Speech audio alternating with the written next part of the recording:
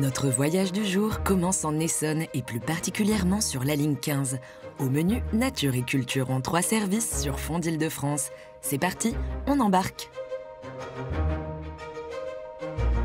Pour commencer, arrêtons-nous dans la ville de Bièvre, à l'arrêt Cholette. C'est ici que 2 passionnés, Jean et André Fage, ont donné vie au musée de la photographie.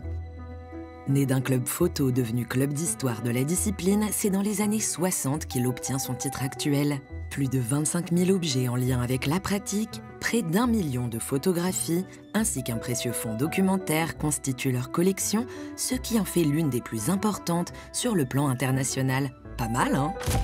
On y retrouve de nombreuses expositions à l'intérieur comme à l'extérieur, retraçant l'histoire de cet art. Des ateliers de tirage sont organisés, de quoi s'immerger dans une chambre noire et laisser la magie opérer.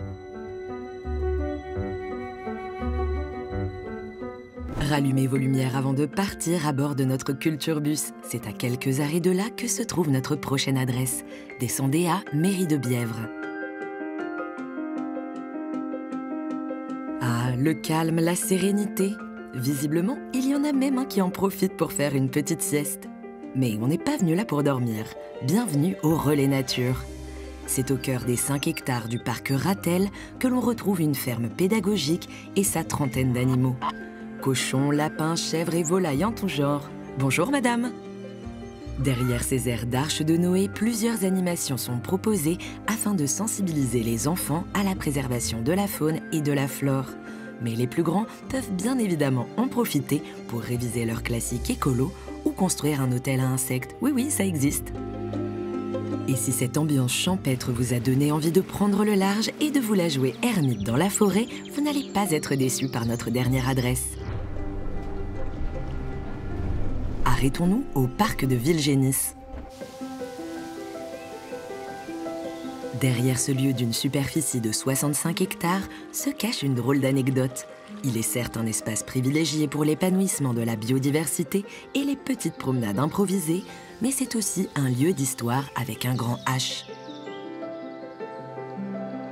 En effet, vous marchez peut-être en ce moment même sur l'un des 2 anciens étangs creusés sur l'ordre de Jérôme Bonaparte au XIXe siècle. Asséché depuis, l'un d'eux représentait le bicorne de Napoléon Ier, son frère. Une petite île faisait même office de cocarde. Chapeau pour le clin d'œil, Jérôme. Ou alors, vous vous trouvez sur le chemin des princes, emprunté par les carrosses de Napoléon III cette fois-ci et de l'impératrice Eugénie pour se rendre chez leur oncle. Visiblement, il n'y a que du beau monde qui passe par là. Cette traversée en Essonne, le long de la ligne 15, s'achève. Terminus. Tout le monde descend.